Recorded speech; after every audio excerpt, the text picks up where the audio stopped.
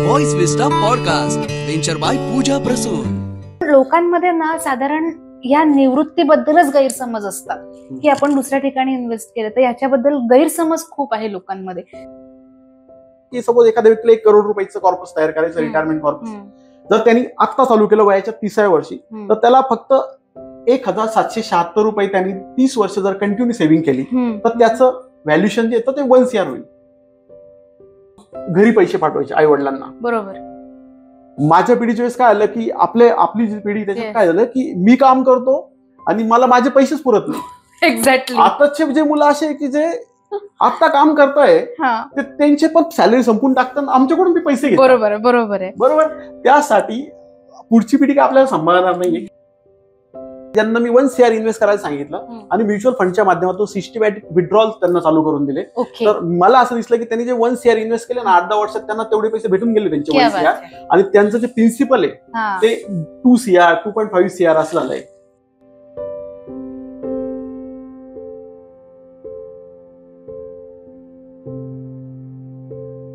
Welcome to the voice vista media house by Pooja Prasoon present.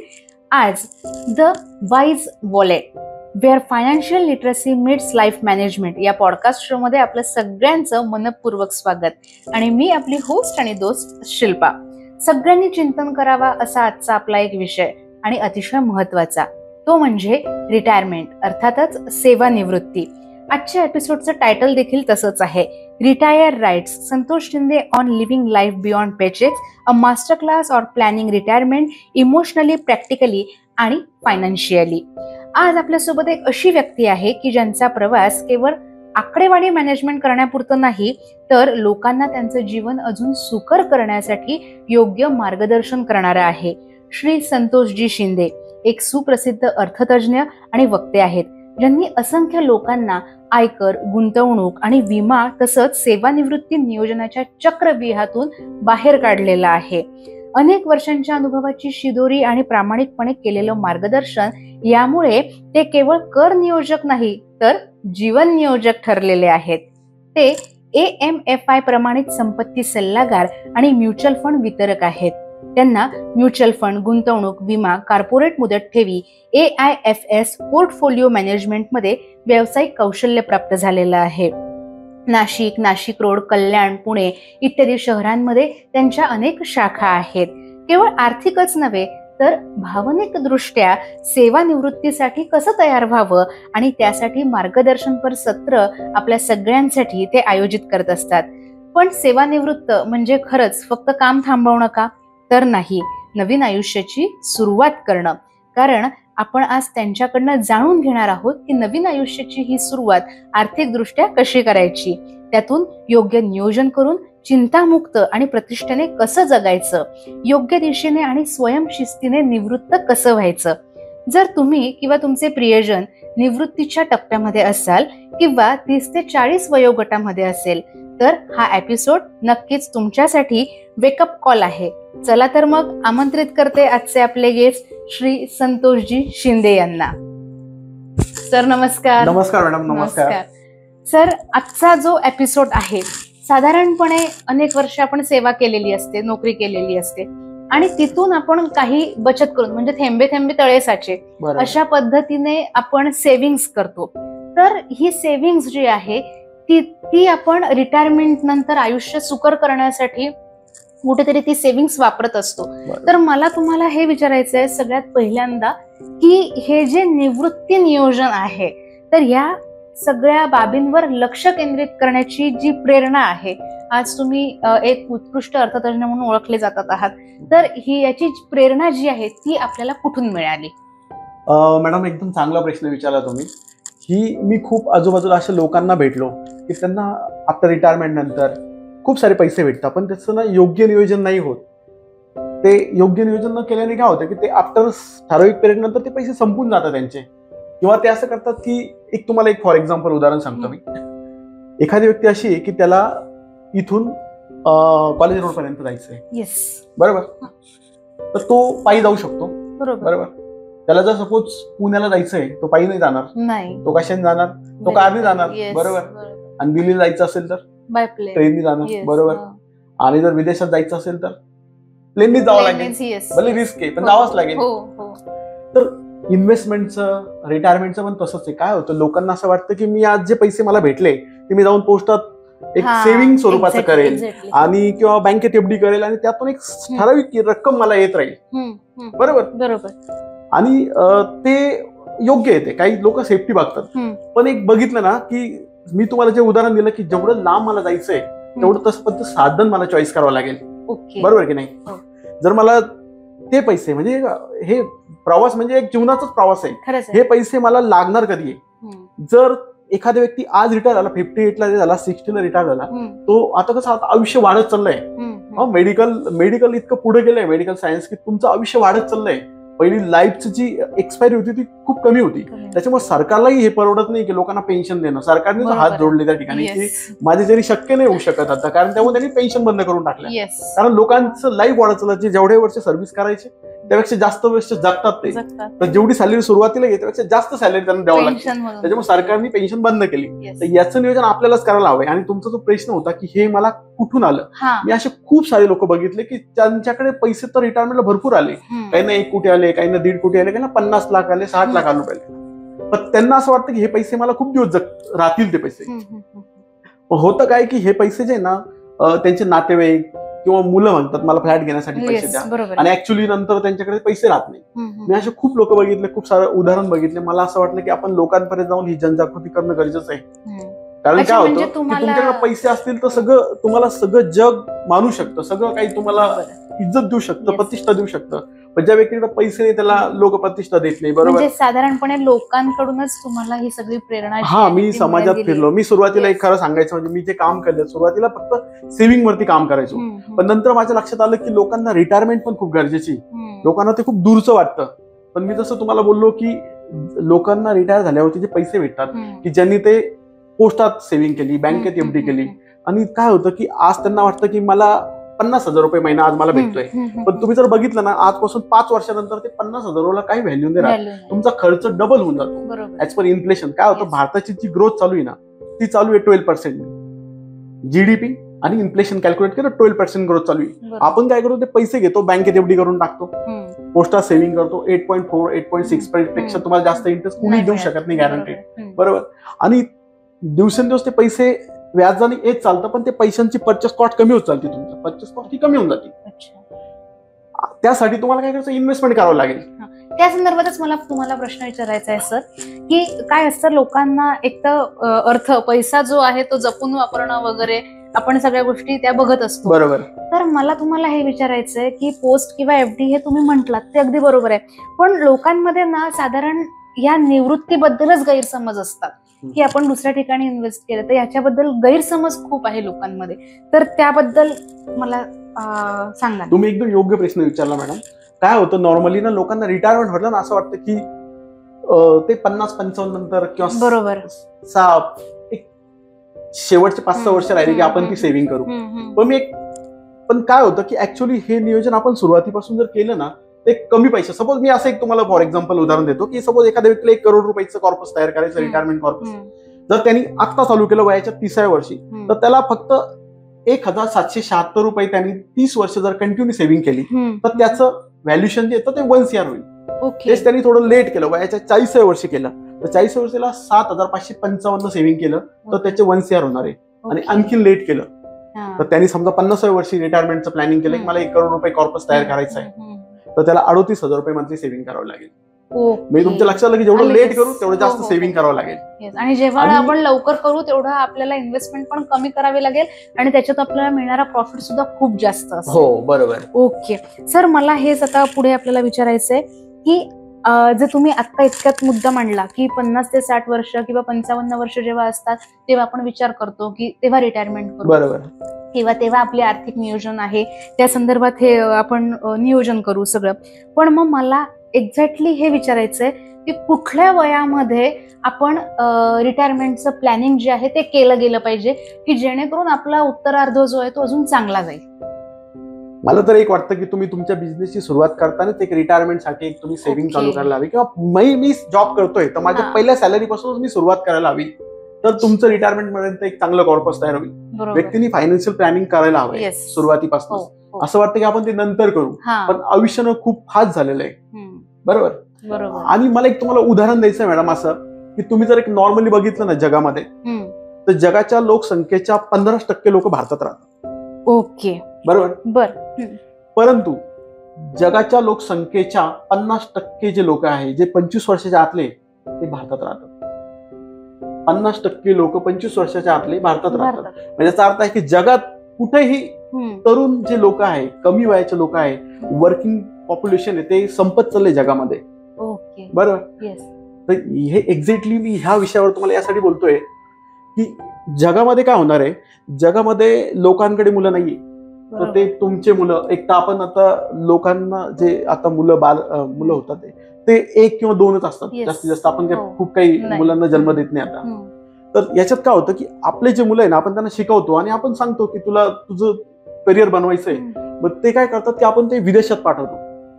विदेशात मुलं नाहीये, ते आपल्याला मुलांना चांगली सॅलरी देऊन ते लोक तिकडे जाणार आहे, हायर करणार ते. कारण त्यांच्याकडे काम करण्यासाठी मुलं नाहीये, ते आपल्या मुलांना देणार आहे. आणि त्याच्यानंतर काय होणार आहे की आपले मुलं तिकडे गेल्यानंतर आपल्याला सेव्हिंग काय देणार आपल्याला. आता पहिले एक तुम्हाला उदाहरण सांगते एक छोटस. माझे वडील जेव्हा जॉब करायचे ना, ते त्यांचं स्वतःचं घर चालून घरी पैसे पाठवायचे आई वडिलांना. बरोबर. माझ्या पिढीच्या वेळेस काय आलं की आपली जी पिढी, त्याच्यात काय झालं की मी काम करतो आणि मला माझे पैसेच पुरत नाही. एक्झॅक्टली. आताचे जे मुलं असे की जे आता काम करताय, ते त्यांचे पण सॅलरी संपून टाकतात, आमच्याकडून ते पैसे घेतात. बरोबर आहे. बरोबर. त्यासाठी पुढची पिढी काय आपल्याला सांभाळणार नाहीये किंवा लक्ष देऊ शकतात, पण ते मला नाही वाटत. त्यासाठी आपण स्वतः शोक वाढले आहे, खर्च वाढले, लाईफस्टाईल जगण्याची पद्धत बदलली आहे आणि पुढे खर्च वाढत जाणार आहे. त्यासाठी तुम्हाला तुमच्या स्वतःचं नियोजन तुम्हालाच करायचं. बरोबर. म्हणजे साधारण तुम्ही जे उत्तर दिलं की आपण जेव्हा पहिली सॅलरी घेतो त्यावेळेपासूनच आपण आपल्या रिटायरमेंटची जी काही काळजी आहे ती सुरू करायची. सर काय असतं, पैसा जो आहे ना तो भावनांशी जोडलेला असतो. बरोबर. आणि मग तुमची जी खासियत आहे की तुम्ही भावनात्मक विषयांवर चर्चा करतात, त्याबद्दल आम्हाला सांगा. पैसा हा मुळात एक भावनात्मक संबंध आहे, ज्या ठिकाणी मृत्यूचं असं वाटतं की आपण मरू शकतो. मेंदूचा तोच भाग तुमचा पैशांवरती अवलंबून आहे. पैशाचा गोष्ट जिथे इथे तिथं असं वाटतं की असं तुम्ही बघू शकता की एखाद्याचे पैसे बुडाले म्हणून त्यांनी सोसायटीला, मी आता बघितलंय ऍक्च्युअली काय आलं की काही लोक जे त्यांनी आता मी जे सायबर आहे तिथे ओळखीचे लोक आहे आमच्या, तर ते नेहमी आम्हाला विचारत असतात की सर असं झालं तसं झालं. माझे मित्र आमचे क्लायंट पण आहे, ते मला बोलतात की काही असं क्लायंटला शेअर मार्केटवरती त्याला इन्व्हेस्ट करायला सांगितले, काहींचे 1 कोटी गेले, काहींचे 5 कोटी गेले, असं होतं. बरोबर. आणि त्याच्यानंतर लोक वेगळी गैरकृत्य जी आहे ती करतात. तो तेवढा, त्याच्यामुळे तुम्ही साधारण लोकांना भावनात्मक दृष्टिकोनातनं मग आर्थिक व्यवहार जो आहे तो क्या बात आहे. आणि अशा पद्धतीने जर आपल्याला मिळणार असेल तर मला नाही वाटत श्रोते हो की एवढे चांगले अर्थतज्ञ आपल्या जवळ असतील आणि आपल्याला त्यांचा सल्ला घ्यायचा असेल तर आपण कुठेही कचराई करूयात. सर मला विचारायचं आहे की तुमच्या या सगळ्या सेवेला एवढा प्रदीर्घ काळ झालेला आहे, एखादा अनुभव तर खूप सारे मॅडम. तर मागच्या 10-15 वर्षापासून मी हे काम करतो रिटायरमेंट प्लॅनिंगचं. तर असे खूप सारे क्लायंट आहे की ज्यांना सपोज की रिटायरमेंटच्या वेळेस त्यांना काही ना 1 करोड रुपये भेटले, तेच त्यांनी समजा 8-10 वर्षापूर्वी जे 1 करोड रुपये भेटले ते त्यांनी बँकेत पोस्टात सेव्हिंग केली असते आणि त्यातून व्याज घेत राहिले असते. आज त्यांच्या 1 करोडचं व्हॅल्युएशन ऍज इट तेवढंच राहिलं असतं पोस्टामध्ये. पण त्यावेळेस 10 वर्षापूर्वीचा जो खर्च आहे आणि आजचा खर्च आहे तो ट्रिपल झालाय जवळपास. बरोबर की नाही. पण मी असे माझे क्लायंट आहे ज्यांना मी 1 CR इन्व्हेस्ट करायला सांगितलं आणि म्युच्युअल फंडच्या माध्यमातून सिस्टमॅटिक विड्रॉल त्यांना चालू करून दिले. तर मला असं दिसलं की त्यांनी जे 1 CR इन्व्हेस्ट केले ना 8-10 वर्षात त्यांना तेवढे पैसे भेटून गेले त्यांचे 1 CR. आणि त्यांचं जे प्रिन्सिपल आहे ते 2 CR 2.5 CR असं झालंय. बरोबर. असे खूप सारे क्लायंट आहे माझे. सर म्हणजे साधारणपणे चिंतामुक्त ज्याला आपण म्हणतो असं फायनान्शियल सेव्हिंग आपण निश्चित करू शकतो. बरोबर. येस. आणि मग मला ह्या सगळ्या दृष्टीकोनातून एकदा पुन्हा तुम्हाला हे विचारायचं आहे की तरुण पिढीला तुम्ही किंवा जी लोक निवृत्तीच्या नियोजनासंदर्भात विचार करत आहे त्या सगळ्यांना तुम्ही मार्गदर्शनपर काय सल्ला द्या? मी तर एक व्यवस्थित सल्ला असा देईल की तुम्ही जर बघितलं ना तर नॉर्मली तुम्ही असं एखादं रोडनी बघा किंवा एखाद्या सभागृहामध्ये बघा, किंवा एखाद्या कुठे पण जाऊन बघू शकता. तर मला एक नॉर्मली असं सांगा की तुमच्या पाण्यामध्ये एक 25 ते 30 वर्षाच्या वरती जो व्यक्ती आहे त्याच्याकडे जास्त पैसे असतात की 25 वर्षाच्या आतल्या व्यक्तीकडे जास्त पैसे असतात? अर्थातच वेल्थ कोण असतं? जसं वय जास्त आहे त्याच्याकडे झालं, कारण त्याचं वय झालं त्यांनी पैसे कमवले त्याबद्दल. बरोबर. मग मला एक सांगा, त्याच्याकडे पैसे आहे, त्याच्याकडे जो मोबाईल वापरतो तो कसा असतो आणि जो 25 वर्षाच्या आतला आहे तो कसा असतो? मुलं खूप खर्च करतात. आता असं झालं ईएमआय वरती लोक राहतात. पहिलं त्यांची सॅलरी येत नाही, जेवढी सॅलरीची आहे ना त्याच्यापेक्षा जास्त ईएमआय लावून घेतात. बरोबर. तर मला असं वाटतं ते क्रेडिट कार्ड ईएमआयच्या याच्यात पडण्यापेक्षा आपल्या पद्धतीने जेवढं आपण करू शकतो सेव्हिंग तेवढं करावं आणि खूप जास्त वायफळ खर्चात पडू नये. मुलांनी पण जे म्हणतात लोक तुम्हाला हे जे ऍड्स वाले फ्लिपकार्ट अमेझॉन हे तुम्हाला तर बनायलाच निघाले. ते आता काय झालंय की पहिलं कसं होतं, आमचे आई वडील होते त्यांना कधी कॉल नव्हता येत. बरोबर. तो ती जनरेशन वेगळी होती. ग्रोसरी सर्व काही तुम्हाला लोन वरती भेटतात, कपडे लोन वरती भेटतात. लोक घेऊन टाकतात, भरत बसतात ईएमआय. थोडक्यात अंथरूण पाहून पाय पसरणं ईएमआय मध्ये जातात. म्हणजे आपलं अंथरूण जेवढं आहे तेवढाच आपण आवाका ठेवावा, हा महत्त्वाचा सल्ला सरांनी दिला. आपल्याला जेवढे पैसे येतात, जेवढा आपण इन्कम आहे त्यापेक्षा खूप जास्त खर्च नाही करायचा. बरोबर. आणि लोकांना असं वाटतं की मला आजच खूप श्रीमंत व्हायचंय.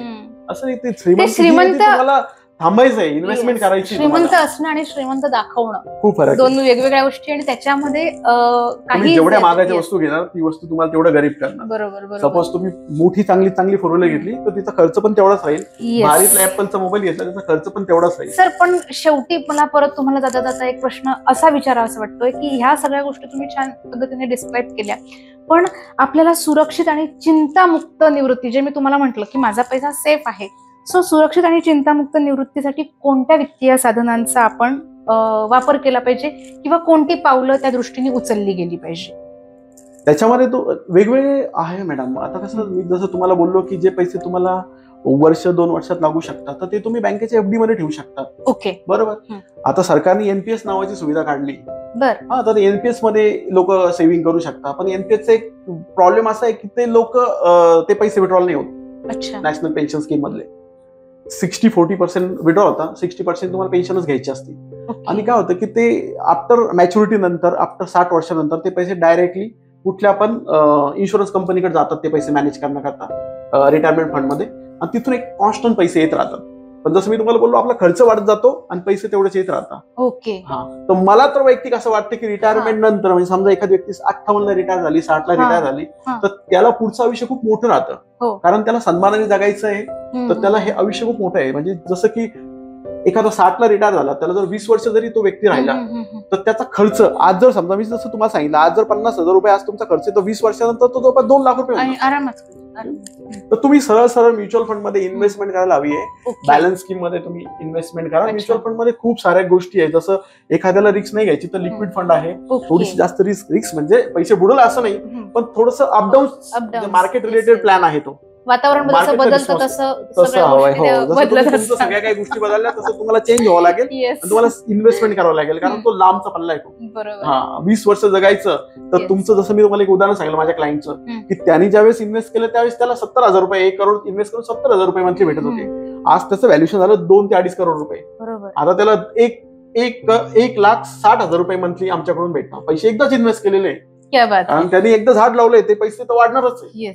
तर हे एक उत्तम साधन आहे. आजचं मला असं म्हणावं असं वाटतंय की आपण सगळ्या आयुष्यभर जो पैसा कमवलेला असतो, ते पैशांचं झाड जर द्विगुणित व्हायचं असेल आणि त्यातनं जर आपल्याला छान इन्कम हवा असेल, तर निश्चितच आपण संतोषजी शिंदे सर यांना भेट द्यायला हवी.